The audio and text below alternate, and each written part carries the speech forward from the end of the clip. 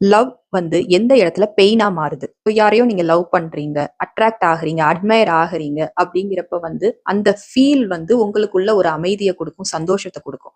இத வந்து அந்த ஃபீல நீங்க அந்த ஃபீல் பேஸ்லயே வச்சிருக்க வரைக்கும் எந்த பிரச்சனையுமே கிடையாது. ஆனா ஒரு மொமெண்ட்ல அந்த ஃபீல நீங்க ஓன் பண்ணணும்னு நெனைப்பீங்க. அந்த பெர்சன நீங்க ஓன் பண்ணணும். ஏன்னா, இந்த ஃபீல் எனக்கு என்னைக்குமே வேணும்.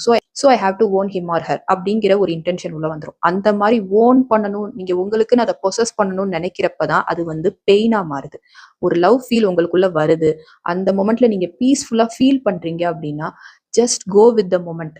அத வந்து ஓன் பண்ணணும், பொசஸ் பண்ணணும். இதுக்குள்ள எல்லாம் போனீங்கன்னா, அது பெயினா மாறிரும். அது எப்படி போகணுமோ, அது அப்படி போகட்டும். அது நடக்கிற விதத்துல அத நடக்க விடுங்க. இத நான் இப்படி கொண்டு போறேன், அப்படி கொண்டு போறேன். இத நான் ஒரு கமிட்டட் ரிலேஷன்ஷிப்க்குள்ள கொண்டு வரணும். இதுக்காக நான் இத செய்யணும். அதுக்காக வந்து யாரும் வந்து கமிட் ஆகாதீங்க அப்படிலாம் சொல்லல. பட் அந்த ஒரு ஃபீல் உங்களுக்குள்ள வருதுன்னா, அதுக்கு ஒரு தேங்க்ஸ் சொல்லுங்க. அதுக்கு கிரேட்ஃபுல்லா இருங்க அந்த ஃபீலுக்கு. கிரேட்ஃபுல்லா இருந்து அந்த ஃபீல வந்து முழுசா வந்து அனுபவிங்க. எக்ஸ்பீரியன்ஸ் பண்ணுங்க அந்த ஃபீல. அத விட்டுட்டு அத பொசஸ் பண்ணணும்னு போனீங்கன்னா, அது வந்து பெயினா மாறிரும். Thank you.